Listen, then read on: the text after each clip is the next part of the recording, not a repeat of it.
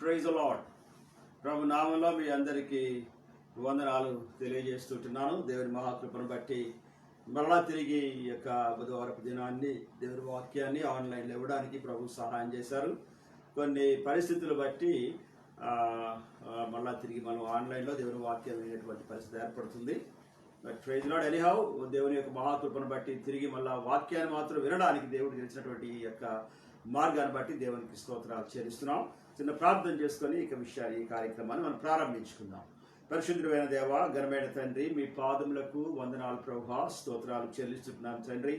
దేవా, మీ కృప కొరకు వందనాలు, మీ గొప్ప సహాయాన్ని బట్టి ప్రభువా మీకు స్తోత్రాలు చెల్లిస్తున్నాం తండ్రి. నాయనా, గొప్ప దేవుడు ప్రభువా, మీకు వందనాలు. ఇదిగో నాయన ఆన్లైన్ ద్వారా మళ్ళా తిరిగి మేము వాక్యాన్ని వినడానికి మీరు మాకు తెలిసినటువంటి ఈ గొప్ప మార్గాన్ని బట్టి మీకు వందనాలు. ఈ వాక్య విషయంలో మీ కృప దయచేయండి. మధ్యలో చాలా వరకు గలిబిలి అపవాది చేస్తున్నప్పటికీ కూడా ప్రభువా నాయన మీరు మాకు సహాయం అనుగ్రహించి ప్రభువా మీ నామాన్ని మీరు మహింపరుచుకున్నామని, ఈ యొక్క వాక్యం యొక్క ప్రాముఖ్యమైన ఉద్దేశాన్ని ప్రభువా నాయన మీరు మాకు అందించి మీ నామాన్ని మహింపరుచుకున్నామని యేసుక్రీస్తు నామంలో అడుగుచున్నాం తండ్రి. ఆమేన్, ఆమేన్. Praise the lord. పిల్లరా, ఈ యొక్క దేవుని మహాకృపను బట్టి మళ్ళీ ఈ బుధవారపు దినాన్ని ఈ విధంగా మనం కలుసుకోవడం అనేటువంటిది చాలా అద్భుతమైనటువంటి ప్రభు కృప. ఈ దినాన్ని దేవుని వాక్యాన్ని ధ్యానించడానికి మనము మత్తయి సువార్త 5వ అధ్యాయము మొదటి భాగంలోకి మనం వెళ్దాం. మత్తయి సువార్త 5వ అధ్యాయాన్ని మనం జ్ఞాపకం చేసుకుంటే కొండ మీద ప్రసంగం మనకి ఖచ్చితంగా జ్ఞాపకం వస్తుంది. ఎందుకంటే మత్తయి సువార్త 5వ అధ్యాయము కొండ మీద ప్రసంగంతో ప్రారంభించబడినటువంటి అధ్యాయం ఇది. కనుక దేవుని యొక్క వాక్యాన్ని మనం ధ్యానించినప్పుడు ఈ యొక్క భాగాన్ని మనం కొంతవరకు పరిశీలన చేద్దాం. మత్తయి సువార్త 5వ అధ్యాయము 1 నుంచి 11 వచనాల వరకు ఒకసారి మనం చదువుకుందాం. ఈ సమయంలో చూడండి ఒకసారి. ఆమేన్. ఆయన జనసమూహములను చూచి కొండ ఎక్కి కూర్చుండగా ఆయన శిష్యులు ఆయన ఎద్దుకు వచ్చిరి. అప్పుడు ఆయన నోరు తెరచి ఇలాగున బోధింపసాగెను. ఆత్మ విషయమై దీనులైన వారు ధన్యులు, పరలోక రాజ్యము వారిది. దుఃఖపడువారు ధన్యులు, వారు ఓదార్చబడుదురు. సాత్వికులు ధన్యులు, వారు భూలోకమును స్వతంత్రించుకొందురు. నీతి కొరకు ఆకలి దప్పులు గలవారు ధన్యులు, వారు తృప్తిపరచబడుదురు. కనికరము గలవారు ధన్యులు, వారు కనికరము పొందుదురు. హృదయశుద్ధి గలవారు ధన్యులు, వారు దేవుని చూచెదరు. సమాధానపరుచువారు ధన్యులు, వారు దేవుని కుమారులు అనబడుదురు. నీతి నిమిత్తము హింసింపబడువారు ధన్యులు, పరలోక రాజ్యము వారిది. ఆమేన్. పిల్లరా, ఈ వచనాల లోపల మనము ధన్యతల గురించి మనం పరిశీలన చేస్తాం. ఈ యొక్క వాక్యోపదేశాన్ని ప్రభు ఇచ్చినటువంటి ఈ బోధ అనగా ఆయన వాక్యం ఎవరు రాయబడింది అంటే, ఆయన జనసమూహమును చూచి కొండ ఎక్కి కూర్చుండగా ఆయన శిష్యులు ఆయన వద్దకు వచ్చిరి. అప్పుడు ఆయన నోరు తెరిచి, మొదటి వచనంలో నోరు తెరిచి ఈలాగు బోధింపసాగాను. దేవుని వాక్యాన్ని ఆయన బోధించారు. This is a big sermon. ఈ సెర్మన్లో రమారమి 10 ప్రాముఖ్యమైనటువంటి విషయాలు ఉన్నాయి ఈ యొక్క సెర్మన్ గురించి. అంటే ఈ సెర్మన్ యొక్క ప్రాధాన్యత ఏంటయా అంటే, it teaches that God's children are those who act like God. అనగా ఈ కొండ మీద ఈ ప్రసంగం యొక్క ప్రాధాన్యత ఏంటయా అంటే, దేవుని బిడ్డలు దేవునిలాగే ప్రవర్తించాలి అనేటువంటి మొట్టమొదటి మాట. ప్రైజ్ రమణ చెప్తున్నాను.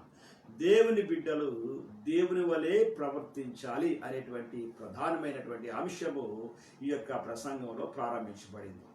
తర్వాత the teaching of this sermon is the ethics of the kingdom of God. కొన్ని ఎథిక్స్ ఉంటాయి. దాన్ని మనం తెలుగులో అయితే నైతిక ప్రవర్తన అనేటువంటి మాట మాట్లాడతాం. మనం ప్రతి ఒక్కరికి కూడా పర్సనల్ ఎథిక్స్ అంటారు, లేకపోతే పర్సనల్ ఉన్నటువంటి అంటే వ్యక్తిగతమైనటువంటి ప్రిన్సిపల్స్ అంటారు. కొన్ని ప్రిన్సిపల్స్ ఉంటాయి. ఒక సంఘానికి ప్రిన్సిపల్ ఉంటారు. కుటుంబానికి కొన్ని ప్రిన్సిపల్స్ ఉంటాయి. ఫ్యామిలీలో కొన్ని ప్రిన్సిపల్స్ ఉంటాయి కదండి. అలాగే ఈ ప్రసంగానికి అంటే ప్రాముఖ్యమైనటువంటివి కొన్ని ఎథిక్స్ అనేటువంటివి కూడా ఈ ప్రసంగం లోపల, దేవుని యొక్క రాజ్యం యొక్క ఎథిక్స్ అనేటువంటివి ఈ యొక్క ప్రసంగం లోపల తెలియచేయబడింది.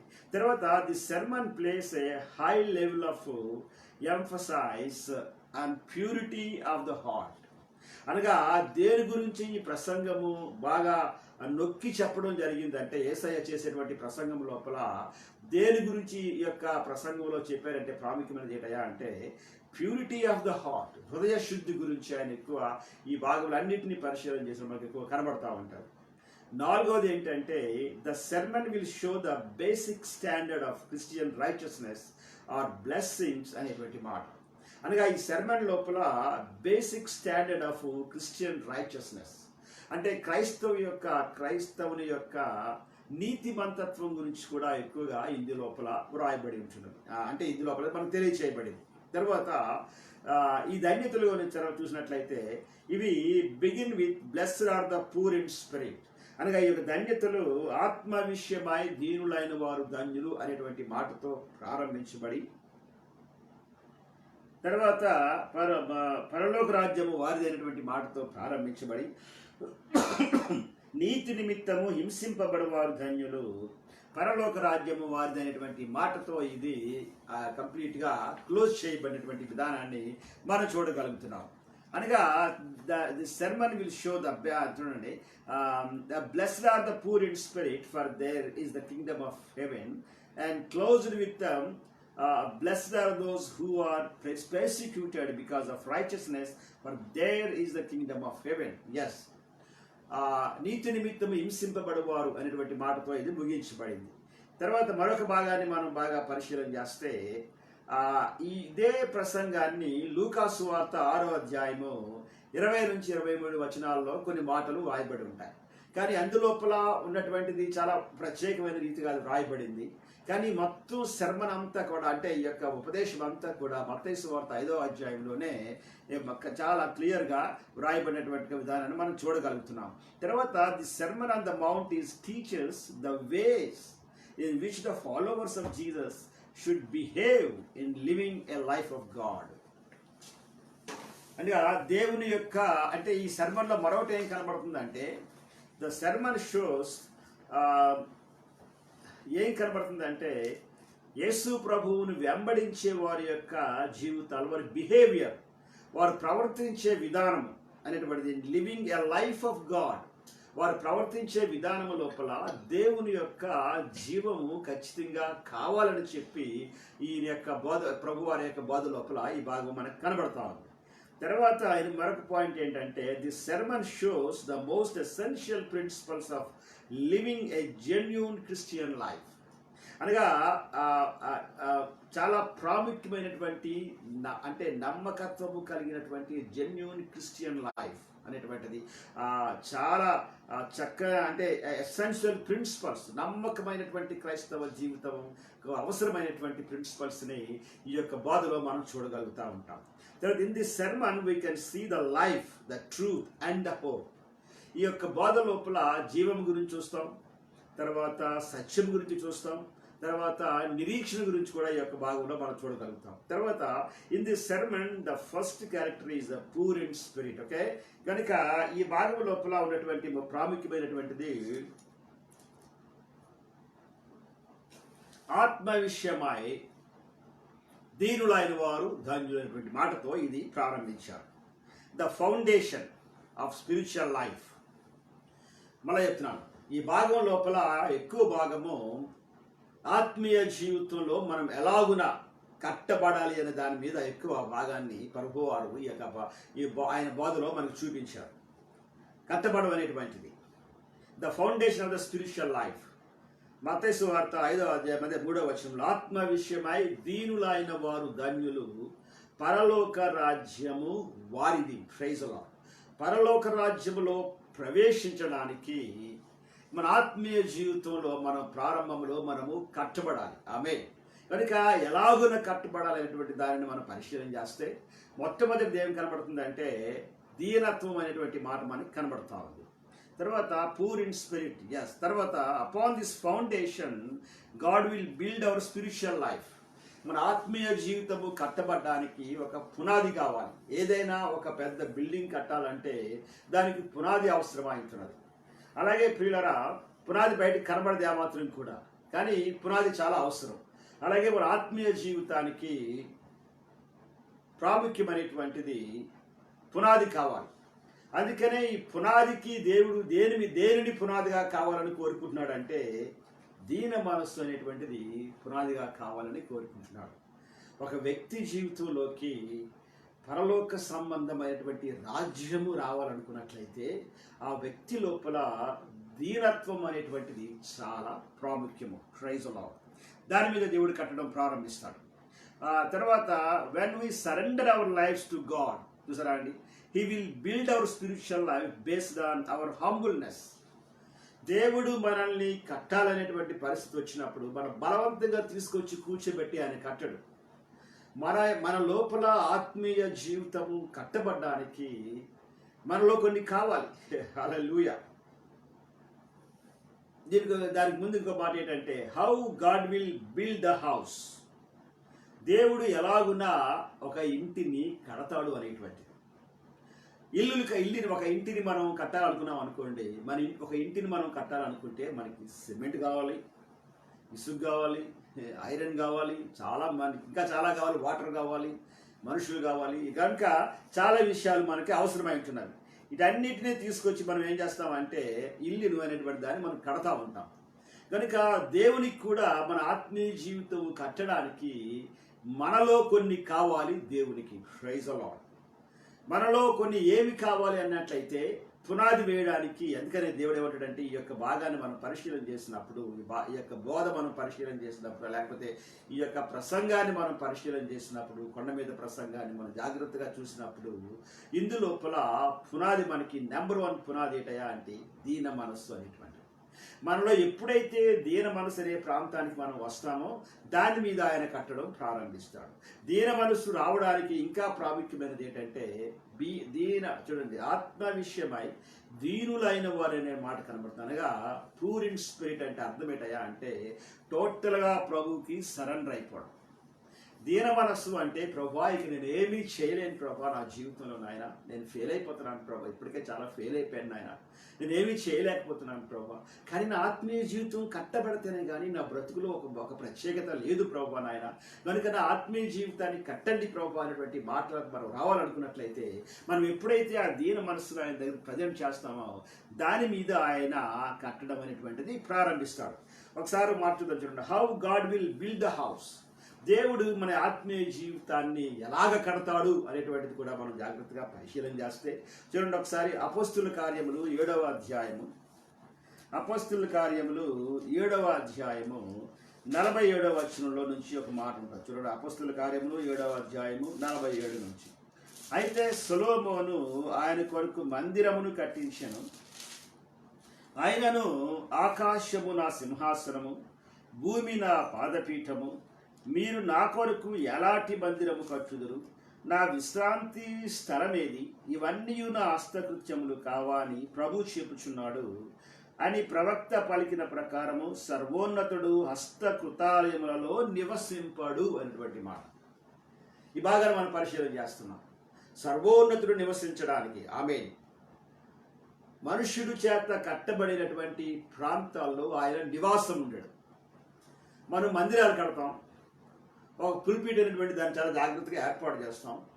మందిరం అంతటికంటే అక్కడ దేవుని సేవకులు నిలవబడి వాక్యాన్ని బోధించేటువంటి ఆ ప్రాంతం ఉంటుంది. దాన్ని బలిపీఠం అనేటువంటి మాట మనం తెలుగులో మాట్లాడతాం, లేదా పుల్పీట్ అనేటువంటి మాట మాట్లాడతాం. ఆ ప్రాంతాన్ని చాలా ప్రత్యేకంగా చూపించడానికి చాలా ఎక్కువ ధనాన్ని ఖర్చు పెట్టి ఆ ప్రాంతాన్ని మనం కడతాం.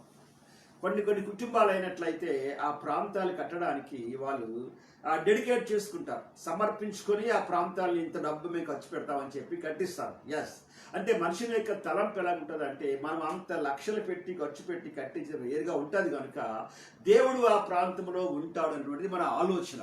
కానీ పిల్లరా వాక్యంలో మాట చూస్తే సర్వోన్నతుడు హస్తకృతాలయములలో నివసింపడు అనేటువంటి మాట. ఆయన నివసించడానికి ఆయన మందిరాన్ని ఆయనే కట్టుకుంటాడు. ఆమేన్. అందుకనే ఆయన నివసించడానికి మందిరాన్ని కట్టడానికి దేవుడు మనిషినైనటువంటి నిన్ను నన్ను దేవుడు ఏర్పాటు చేసుకున్నాడు. దేవునికి స్తోత్రం కలుగును గాక. కనుక దేవుడు మనల్ని ఏర్పాటు చేసుకున్నాడు. ఇంకో భాగం చూడండి ఒకసారి, మత్తయి అదే అపోస్తుల కార్యాలు 17వ అధ్యాయము చూడండి ఒకసారి. 17th chapter, book of Acts 17th chapter verse number 24, 17వ అధ్యాయము 24వ వచనంలో ఒక మాట ఉంటుంది. జగత్తును అందరి సమస్తమును నిర్మించి దేవుడు తానే ఆకాశమునకును భూమికిని ప్రభువై ఉన్నందున హస్తకృతములైన ఆలయములలో నివసింపడు అనేటువంటి మాట. అనగా మనుషుల చేత కట్టబడిన ఆలయములలో నివసింపడు. మనుషుల చేత కట్టబడిన ఆలయాలు దేనికంటే వీరందరూ కలిసి వెళ్ళి అక్కడ కూర్చొని దేవుని సన్నిధిలో సహవాసం చేయడానికి, దేవునితో సహవాసం చేయడానికి ఆ మందిరాలు ఉంటాయి. కానీ అవి దేవునితో సహవాసం చేయడానికి మనుషులు కట్టినటువంటి మందిరాలు ఉపయోగపడతాయి. కానీ దేవునితో సహవాసం చేయడానికి దేవుడు తనే మందిరాన్ని కట్టుకుంటాడు. ఆ మందిరం ఎవరయ్యా అంటే దినాన్ని దేవుడు పలికినటువంటి మాట, ఆ మందిరానివి నీవే అనేటువంటి మాట, లేదా నేను అనేటువంటి మాట. కనుక మనల్ని ఆయనే కడతాడు. కనుక ఆయన కట్టి ఆ లోపల ఆయన నివాసం ఉంటాడు. అందుకని ఒక దగ్గర ఏమంటాడంటే వాక్యం లోపల, నేను ఒక ఆదరణకర్తను పంపించదను, ఆయన మీతో ఉంటాడు, మీలో ఉంటాడు అని చెప్తాడు. అందుకని ఆదరణకర్త మన లోపల నివాసం ఉండడానికి ఆయనే మనలను కడతాడు. Praise the Lord. అందుకనే ఈ బిల్డ్ ద స్పిరిచువల్ లైఫ్ అన్నమాట. Praise the Lord. కనుక ఈ భాగాన్ని మనం పరిశీలన చేసినప్పుడు అంటే ఈ యొక్క ఒక ఇల్లు కట్టాలంటే మనకు చాలా అవసరం ఉందని చెప్పాను కదా. ఇల్లు కట్టాలంటే చాలా అవసరం. సిమెంట్ కావాలి, ఇసుక కావాలి, ఐరన్ కావాలి, చాలా వాటర్ కావాలి, చాలా కావాలి. ఇవన్నీ మిక్స్ చేయాలి, ఇవన్నీతో కట్టి ఇవన్నిటిలో పెట్టి మనం ఇటుకల మధ్యలో వేసి దాన్ని మనం కడతా ఉంటాం అన్నమాట. అలాగే దేవుడు కూడా మన ఆత్మీయ జీవితాన్ని కట్టడానికి చాలా అవసరమైనటువంటి కొన్ని చూడండి ఒకసారి. 2వ కొరింథీయులకు రాసిన పత్రిక 4వ అధ్యాయము, 2వ కొరింథీయులకు రాసిన 2వ పత్రిక 4వ అధ్యాయము 16వ వచనంలో ఒక మాట ఉంటుంది. కావున మేము అధైర్యపడము, మా బాహ్య పురుషుడు కృషించుచున్నాను, ఆంతర్య పురుషుడు దినదినము నూతన పరచబడుచున్నాడు అనేటువంటి మాట. ఆమేన్. అంటే మళ్ళా చెబుతాను ఈ మాట నేను. మా అంతరంగ పురుషుడు, చూడండి, మా బాహ్య పురుషుడు కృషించుచున్నాను, ఆంతర్య పురుషుడు దినదినము నూతన పరచబడుచున్నాడు. ఈ బాహ్య పురుషుడు ఉండడానికి ఒక ఇల్లు ఉంటుంది మనకి. దీనికి సిమెంట్ ఇసుక అన్ని మనం తయారు చేసుకుంటాం. అలాగే అంతరంగ పురుషుడు, ప్రైజ్ ది లార్డ్, అంతరంగ పురుషుడు ఉండడానికి మనం ఏం కట్టలేము. బాహ్య పురుషుడు ఉండడానికి మాత్రమే మనం కట్టుకోగలం. కానీ అంతరంగ పురుషుడు మన లోపల నివాసం ఉండడానికి, అంతరంగ పురుషుడు పరిశుద్ధుడు. హల్లెలూయా. కనుక పరిశుద్ధుడు లోపల ఉండడానికి, గ్లోరీ టు ద లార్డ్, పరిశుద్ధుడే మనకి కట్టాలి, ఆయనే మనల్ని కట్టాలి. అందుకే మన లోపల ఆయన కడతానని చెప్తున్నాడు. మన లోపల దేవుని ఆత్మ నివాసం ఉండడానికి, ఒక మందిరాన్ని కట్టడానికి దేవుడు కోరుకునేది ఏంటయా అంటే, ఆత్మ విషయమై దీనులైన వారు ధన్యులు, పరలోక రాజ్యము వారిది, దేవునికి స్తోత్రం కలుగునుగా. అంటే దీన మనస్సును కోరుతున్నాడు. ఈ దీన మనస్సు మీద ఆయన కట్టడం అనేటువంటిది ప్రారంభిస్తాడు. తర్వాత ఇంకొక మాట ఉంటుంది. సామెతల గ్రంథము 20వ అధ్యాయంలో ఒక మాట ఉంటుంది. చూడండి ఒకసారి. సామెతల గ్రంథము 20వ అధ్యాయంలో 27వ వచనంలో, సామెతల గ్రంథము 20వ అధ్యాయము 27వ వచనం. నరుని ఆత్మ యెహోవా పెట్టిన దీపము, అది అంతరంగములన్నీ శోధించినటువంటి మాట. నరుని ఆత్మ యెహోవా పెట్టిన దీపం. ఇది కంప్లీట్గా వ్యక్తిగతమైనటువంటిది. మన లోపల ఒక అంతరంగ పురుషుడు ఉన్నాడు. ఆయన ఏం చేస్తాడంటే అది అంతరంగములన్నీ శోధించును. Praise the lord. మీరు ఒకసారి దీనత్వం గురించి మన ఈ యొక్క ధన్యతల యొక్క ప్రసంగంలోకి వెళ్ళినప్పుడు ఏ ప్రాంతాల్లో ఆయన పరిశీలన చేస్తాడంటే దాని గురించి చాలా క్లియర్గా వ్రాయబడి ఉంటున్నది. Praise the Lord. తర్వాత మళ్ళా 2వ కొరింథీయుల పత్రిక 3వ అధ్యాయంలో 4వ అధ్యాయం చూస్తాం మనం. ఇప్పుడు 3వ అధ్యాయాన్ని మనం పరిశీలన చేసినట్లయితే 3వ అధ్యాయాన్ని చూస్తే 3వ అధ్యాయంలో ఒక మాట ఉంటుంది. 2వ కొరింథీ 3వ అధ్యాయము 18వ వచనంలో ఒక మాట ఉంటుంది. 3వ అధ్యాయము 2వ కొరింథీ 3వ అధ్యాయము 18వ వచనంలో, మనం అందరమును ముసుగులేని ముఖముతో ప్రభువు యొక్క మహిమను అద్దము వలె ఫలింపజేయుచు మహిమ నుండి అధిక మహిమను పొందుచు ప్రభువగు ఆత్మ చేత ఆ పోలికగానే మార్చబడుచున్నాము అనేటువంటి మాట. అంటే అంతరంగ పురుషుని గురించి రాయబడిన మాట ఏంటయ్యా అంటే ఇక్కడ మహిమ నుండి అధిక మహిమ పొందినటువంటి గ్లోరీ టు మళ్ళీ అనదర్ గ్లోరీ అనమాట. Praise lord. మహిమ నుండి అధిక మహిమలోకి మనం వెళ్ళడం అనేటువంటిది. మహిమ నుండి అధిక మహిమను పొందుచు ప్రభువు ఆత్మ చేత ఆ పోలికగానే మార్చబడుచున్నాము. అప్పుడు మనం ఏమవుతాం? అప్పుడే ప్రభువు ఆత్మ చేత ఆ పోలికగానే మార్చబడుచున్నాము. ఎవరు మార్చబడుచున్నారు? మనము మార్చబడుచున్నాము. ఏ పోలికగా మార్చబడుచున్నాము?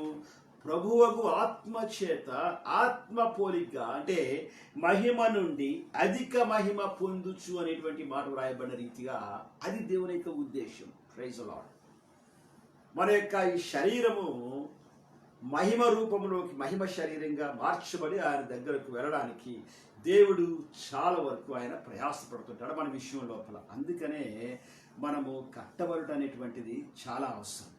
పిల్లరా, ఈ యొక్క కట్టబడ్డానికి మళ్ళీ చెప్తున్నాను కదండి, దీన మనస్సు కావాలి. ఈ దీన మనస్సు అనేటువంటి పునాది మీద మనం కట్టడం ప్రారంభిస్తాడు. ఈ దీన మనస్సు అనేటువంటి పునాది మీద మనం కట్టబడ్డానికి దేవుడు మన దగ్గర నుంచి రెండు ప్రాముఖ్యమైనటువంటి మెటీరియల్ని ఆయన కోరుకుంటున్నాడు. రెండు ప్రాముఖ్యమైనటువంటిది.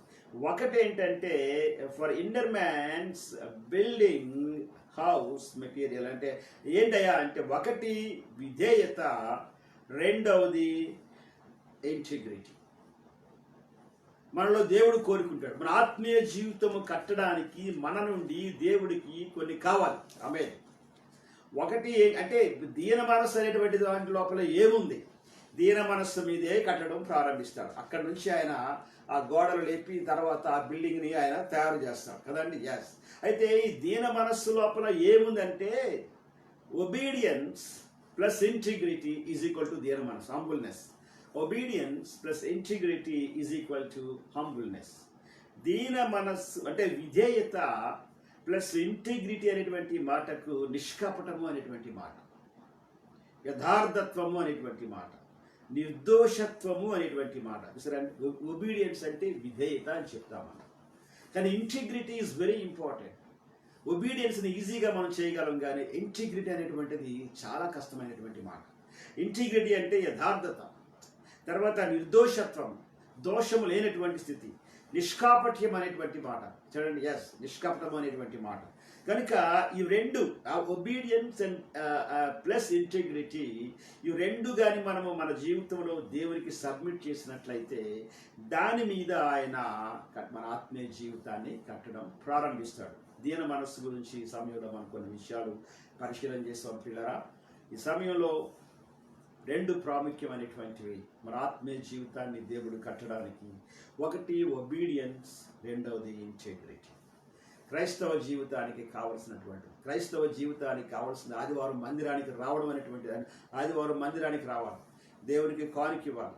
ఎస్, అదే సమయం లోపల దేవుని సన్నిధిలో ప్రార్థించాలి. ఇవన్నీ కావాలి. కానీ వీటన్నిటికంటే ప్రాముఖ్యమైనటువంటిది నీ ఆత్మీయ జీవితం కట్టబడ్డానికి దేవుడిని లోపల రెండు ప్రధానమైన విషయాలు కోరుకుంటున్నాడు. ఏంటయ్యా అంటే ఒబీడియన్స్ అండ్ ఇంటిగ్రిటీ. ఒకటి విధేయత, రెండవది నిష్కపటము అనేటువంటి, యథార్థత లేకపోతే నిష్కపటము అనేటువంటిది. ఈ రెండు కలిపితే వచ్చేదే హంబుల్నెస్, దీన మనస్సు. అందుకనే ఆత్మ విషయమై దీనులైన వారు ధన్యులు, పరలోక రాజ్యము వారిది అనేటువంటి మాట మనం పరిశీలన చేస్తున్నాం. ఈ సమయం లోపల ఈ వాక్యాలు మనం పరిశీలన చేసాం. తిరిగి మళ్ళా రేపు శుక్రవారం దినాన్ని రెండో భాగాన్ని మళ్ళా మనం పరిశీలన చేద్దాం. ఈ సమయంలో ఒక నిమిషం మనం కళ్ళు మూసుకొని ప్రార్థన చేసుకుందాం. ఈ సమయంలో ఒకసారి మనసులో ప్రభుకి అప్పగిద్దాం. ప్రభు, ఇదిగోనైనా నా ఆత్మీయ జీవితాన్ని కట్టండి ప్రభు అని ప్రార్థన చేద్దాం. నా ఆత్మీయ జీవితాన్ని మీరు కట్టడానికి ఇదిగో ప్రభు, నా లోపల విధేయత ప్రభు, నాయన ఇంటిగ్రిటీ ప్రభు తండ్రి, నాయన నిష్కాపటమును ప్రభు, నాయన దేవాలను నేను కంప్లీట్ నేను అలా ఉండాలని ఆశపడుతున్నాను ప్రభు. యథార్థంగా ఒప్పుకుందాం.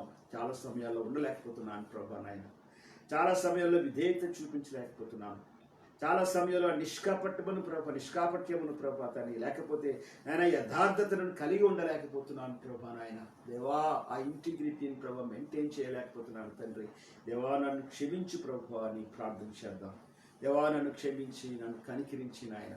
దేవా, ఈ దీన మనస్సు ఆత్మ విషయమై దీనులైన వారు ధన్యులు, పరలోకము రాజ్యము వారిదైనటువంటి ఈ వాక్యము ప్రభా నాయన నా జీవితంలోకి రావడానికి సహాయం చేయి ప్రభా అని ప్రార్థన చేసుకుందాం. Thank you lord.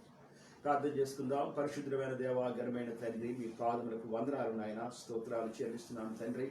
మీరు ఇచ్చినటువంటి కృపను బట్టి మీకు వందనాలు. ఇదిగో ఈ సమయంలో ప్రభా నాయన దేవా, ఇదిగో తండ్రి, ఆత్మ విషయమై దీనులైన వారు ధన్యులనేటువంటి మాట సెలవిచ్చారు. మీకు వందనాలు. ముఖ్యంగా కొండ మీద ప్రసంగం యొక్క ప్రాముఖ్యత ఏంటో ప్రభు కొన్ని మాటలు మీరు మాకు తెలియజేశారు ప్రభా. మీకు స్తోత్రం చెల్లిస్తున్నాం తండ్రి. దేవా, ఈ ప్రసంగాన్ని మా జీవితంలో కలిగి ఉండడానికి, మా ఆత్మీయ జీవితాన్ని కట్టుకోవడానికి విధేయత, ఇంటిగ్రిటీ అనేటువంటి మాట ప్రభా నాయన. దేవా, నిర్దోషత్వములు ప్రభా మేము కలిగి ఉండడానికి ప్రభా తని నాయన మీ సహాయానికి అప్పగించుకుంటున్నాం ప్రభా. ఆ దీన మనస్సు ప్రభా మా జీవితంలో రావడానికి నాయన మీ కృపదయ చేయమని ప్రార్థన చేస్తుండే బిడ్డలందరినీ మీరు దీవించు నాయన. మీ నామాన్ని మీరు మహింపరుచుకున్నామని యేసుక్రీస్తు నామమున అడుగుచున్నాం తండ్రి. ఆమేన్.